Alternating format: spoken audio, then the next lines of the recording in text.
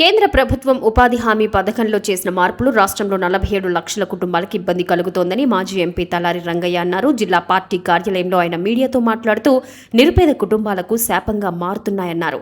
ప్రశ్నిస్తానని చెప్పిన పవన్ కళ్యాణ్ దీని గురించి ఎందుకు మాట్లాడరని ఆయన నిలదీశారు. రాష్ట్రంలో ట్రిపుల్ ఇంజిన్ సర్కారుందని చెప్పుకునే మీరు ఎందుకు ఇంత పెద్ద అన్యాయాన్ని ప్రధానమంత్రి నరేంద్ర మోడీ దృష్టికి తీసుకెళ్లలేదన్నారు. ఉత్తరాది రాష్ట్రాలతో పోలిస్తే దక్షిణాది రాష్ట్రాలకు కూడా చాలా తక్కువ కూలీ వస్తోందన్నారు. కేవలం ₹5 మాత్రమే ఇక్కడ పెంచారని, తెలంగాణలో మరీ దారుణంగా ₹1 మాత్రమే కూలీ పెంచారన్నారు. రాష్ట్ర ప్రభుత్వం 40% వాటా ఇవ్వటం అన్నది భారంగా మారుతుందని, దీని గురించి వారు ప్రశ్నించి నిలదీయాలని డిమాండ్ చేశారు. ప్రశ్నిస్తానంటూ వచ్చిన పవన్ కళ్యాణ్ ప్రశ్నించే వారిని అక్రమంగా అరెస్టులు చేయిస్తున్నారని రంగయ్య విమర్శలు చేశారు. విబీజీ రామ్జీ అని పెట్టారు. అంటే ఈ మొత్తం పలకాలంటే కూడా కష్టం. వికసిత్ భారత్ గ్యారంటీ, రోజ్గారీ, ఆజీవిక మిషన్, మళ్ళీ కింద గ్రామీణ అని వస్తుంది. అంటే ఇంత పెద్ద పథకము గుర్తుపెట్టుకోవాలంటే కూడా కష్టం. అలాంటి పలకడానికి కష్టమైన పథకంలో పేద ప్రజలకు, వ్యవసాయ కూలీలకి, ముఖ్యంగా తెలుగు రాష్ట్రాల్లో ఉండే వ్యవసాయ కూలీలకి చాలా నష్టం జరుగుతుంది. కాబట్టి నేను ఈరోజు మీడియా మిత్రుల ముందుకు వచ్చాను ఈ విషయాన్ని తెలియజేయడం కోసమని. ఈ పథకం కొత్త పథకం కింద చూస్తే, విబీజీ రామ్జీ కింద చూస్తే, భారతదేశం మొత్తం మీద వ్యవసాయ కూలీ రేట్లు రోజువారీగా పథకంలో ఇస్తున్న కూలీ రేట్లను చూస్తే ఉత్తర భారతదేశంతో పోలిస్తే దక్షిణ భారతదేశంలో చాలా తక్కువ నిర్ణయించారు. అందులో కూడా దక్షిణాది రాష్ట్రాల్లో, తెలుగు రాష్ట్రాల్లో మరింత తక్కువగా నిర్ణయించారు. తెలంగాణలో కేవలం ₹1 మాత్రమే పెంచారు. ఆంధ్రప్రదేశ్లో కేవలం ₹5 మాత్రమే పెంచారు. అందువల్ల నేనేం చెప్పదలుచుకున్నానంటే, ఈ ప్రభుత్వానికి, కూటమి ప్రభుత్వానికి ఓటమి చీలకుండా మీరు కూటమి ప్రభుత్వాన్ని, పార్టీలను ఏర్పాటు చేశారు కదా, ప్రజలకు నష్టం జరగకుండా, ముఖ్యంగా వ్యవసాయ కూలీలకు నష్టం జరగకుండా, రైతులకు నష్టం జరగకుండా కూడా మీరు కార్యక్రమాలు నిర్వహిస్తే బాగుంటుంది.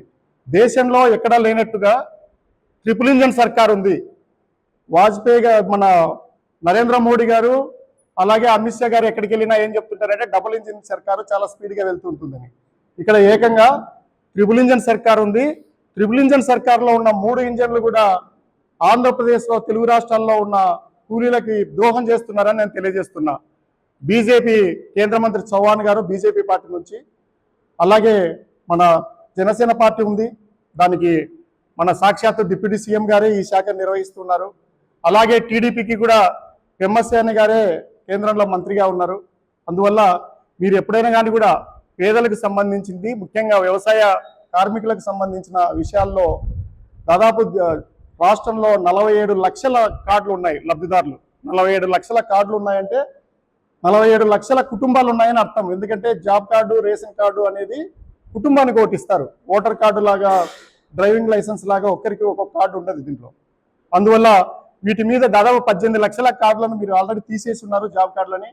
అది కూడా రాజకీయంగా పరంగా తీసేసినారనే ఒక అపవాదు కూడా ఉంది. దాన్ని కూడా మీరు రివ్యూ చేయండి. ముఖ్యంగా ప్రశ్నించడానికే పార్టీ పెట్టిన పవన్ కళ్యాణ్ గారే, సాక్షాత్తు ఉప ముఖ్యమంత్రి గారు ఈ శాఖ నిర్వహిస్తున్నారు. నాకు గుర్తున్నంత వరకు కూడా, మరి మీడియా మిత్రులకు, ప్రజలకు పవన్ కళ్యాణ్ అంటే ఉప ముఖ్యమంత్రి గారు ఏమి రివ్యూల మీద ఉన్నారు అనేది ఏం గుర్తొస్తుందో తెలియదు. కానీ నాకు ఎక్కువ ఆయన గుర్తొస్తున్నది ఏంటంటే, మమ్మల్ని తిట్టడానికి, ప్రతిపక్షంలో ఉన్న మమ్మల్ని తిట్టడానికి, విరుచుకుపడడానికి, ఆవేశపడడానికి మాత్రం చాలాసార్లు మళ్ళీ ఇంకా టైం కూడా తీసుకోకుండా తిరుగుతూ ఉంటాడు. అది నాకు గుర్తొస్తుంది ఉప ముఖ్యమంత్రిగా. రెండోది ఏది గుర్తొస్తుందంటే, సినిమా టికెట్లు పెంచుకోవడానికి సిరీస్ ఆఫ్ మీటింగ్స్, ఎన్నిసార్లు ఆ మీటింగుల్లో ఆయన ఫోటోలు వచ్చి ఉంటాయి. ఇంకా 2 విషయాలు గుర్తొస్తున్నాయి. పక్క రాష్ట్రం వెళ్ళి ఒక 2 ఏనుగులను తీసుకురావడానికి 2ో 4ో తెచ్చినాడు. మళ్ళా నిన్ననో మొన్ననో అటువైపు మహారాష్ట్రలో ఉండి ఆయన కాలు మీద కాలేసుకుని కూర్చొని ఉంటే ముఖ్యమంత్రి గారు, మన సనాతన ఆయన మామూలుగానే ఉన్నాడు. ఆయన 2 ఆడ ఇది పులులను అడిగినాడు, మగవి కాదు ఆడపుల్లను అడిగినాడు రెండింటిని. ఇది మనకు గుర్తొస్తుంది. నేనేమంటున్నానంటే, అటవీ శాఖ మంత్రిగా సరే మీరు ఏనుగులు అవసరమే, అది చేస్తూ ఉన్నారు. పర్యావరణ సమతుల్యాన్ని కోసము మీరు ఆడపుల్లలు కూడా అవసరం ఉండొచ్చు, మీకు అధికారులు చెప్పిండొచ్చు. కానీ అధికారులు కానీ మిగతా వాళ్ళు కానీ మీకు స్వతహాగా ఈ పేద ప్రజలకు సంబంధించింది, పేద కూలీలకు సంబంధించిన ఇలాంటి ఇష్యూ మీద మీరు ఎందుకు రివ్యూ చేయలేకపోతున్నారు, ఎందుకు అడగలేకపోతున్నారు? ఈ విషయం ఏమిటంటే, ఇది గ్రామీణాభివృద్ధి శాఖ కింద వస్తుంది. గ్రామీణాభివృద్ధి శాఖ కింద వచ్చినప్పుడు దీనికి స్టాండింగ్ కమిటీ కూడా ఉంటారు. ఈ స్టాండింగ్ కమిటీ మెంబర్లను చైర్మన్ గెలవడం కానీ లేదా స్వయంగా పెమ్మసాని గారే గ్రామీణాభివృద్ధి శాఖ చూస్తూ ఉన్నారు. అంటే మనం అదృష్టం అనుకుంటాం. పేద ప్రజలు కూడా నమ్మినారు. ఓటు చీలకుండా నిలబడి పేదలకు మేలు చేస్తాం, 3 పార్టీలు వస్తున్నాయి, అందుబాటులోకి వస్తారు, ఎప్పుడైనా పక్కన కూర్చొని అమిత్ షాతోనూ తర్వాత ప్రధానమంత్రితోనూ మాట్లాడగలిగే శక్తి ఉన్న వాళ్ళు, సమర్థులు, చక్రాలు తిప్పగలిగే వాళ్ళు పేదవాడికి వచ్చి నష్టానికి వచ్చినప్పుడు మీరేం సమాధానం చెప్పదలుచుకున్నారు? దాదాపు వేరే రాష్ట్రాల్లో హర్యానాలోనూ అటువైపు పోతే సిక్కింలో కొన్ని ప్రాంతాల్లో గుజరాత్ రోజు 400-450 రూపాయలు కూడా కూలీ ఉంది. మన దగ్గరికి వచ్చేసరికి 308 రూపాయలు 12 రూపాయలే ఉంటున్నాయి. మరి దీనికి ఇంత తేడా ఎందుకు వస్తుంది? సగటున జాతీయ సగటు తీసుకున్నా కానీ కూడా మీరు నిర్ణయించిన ప్రకారము 327 రూపాయల 40 పైసలు ఉంది. తెలుగు రాష్ట్రాల్లో జాతీయ సగటు కంటే కూడా కూలీ తక్కువ ఉంది. 47 లక్షల కుటుంబాలకు సంబంధించిన విషయాన్ని మీరు ప్రశ్నార్థకంగా మారుస్తున్నారు. ఒక రోజు అదే కూలీ అదే పని మీద ఒక 100 రూపాయలు ఎక్స్ట్రా రావడం అంటే అది ఎంత గొప్పది? పోనీ ఇదేమన్నా అత్యద్భుతంగా జాతీయ సంపదలకు ఎక్కువ ఉన్న నిలువైన ప్రాంతమా మనదేమన్నా? మన కర్నూలు జిల్లా పశ్చిమ ప్రాంతాలు కానీ, అనంతపురం జిల్లా రాయదుర్గం, కళ్యాణదుర్గం, ఉరవకొండ ప్రాంతాలు కానీ వలసలు పట్టుకొని పోతూ ఉండాలా? ఉత్తరాంధ్రలో అదే పరిస్థితి, శ్రీకాకుళంలో, ప్రకాశంలో పశ్చిమ ప్రాంతాలన్నీ కూడా కరువు బారిన పడేటివే, ఎంతో దూరం పోయి పనులు చేసుకోవాల్సి వస్తుంది. ఇలాంటి పరిస్థితుల్లో మీరు జాతీయ సగటు కంటే కూడా తక్కువ కూలీ రేటు ఉన్నది మా పార్టీకి, మా ప్రజలకి, మా వ్యవసాయ కూలీలకి మాకు నచ్చట్లేదు, మీరు తక్షణం చర్యలు తీసుకోవాలి. మా పార్టీ తరఫున మేము స్టాండింగ్ కమిటీ చైర్మన్ కూడా కలుస్తాము. నేను కూడా స్వయంగా స్టాండింగ్ కమిటీ చైర్మన్కి ఉత్తరం రాస్తాను. నేను స్టాండింగ్ కమిటీలో మెంబర్ని కూడా రూరల్ డెవలప్మెంట్కి. గత 5 సంవత్సరాలు మా పార్టీ ఉన్న జగనన్న ఆశీస్సుల వల్ల నేనే కొనసాగాను. కాశ్మీర్ నుంచి కన్యాకుమారి వరకు ఈ పథకం ఎలా నడుస్తుంది కూడా మేము చూసాం.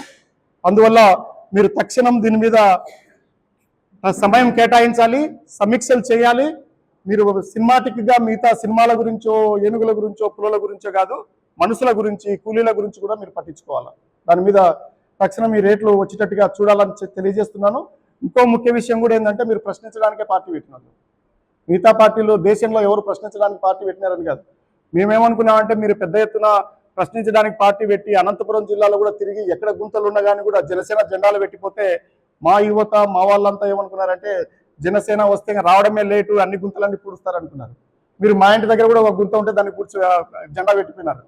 నేను చూసినాను, అరే నేనే ఎంపీని, మన ఇంటి ముందు ఆడ ఏది మన ఆడిటోరియం ముందు, జేఎన్టీ ఆడిటోరియం ముందు పెద్ద గుంత ఉండే. మా చైర్మన్ పిలిచి, మీరు మళ్ళీ తర్వాత ఎదురు ఎప్పుడు ప్రసన్నాయపల్లికి, రాప్తాడికి ఎప్పుడు వేస్తారో తర్వాత ఎదురు ముందు ఈ గుంత కూర్చొని నేను పూడిపించాను.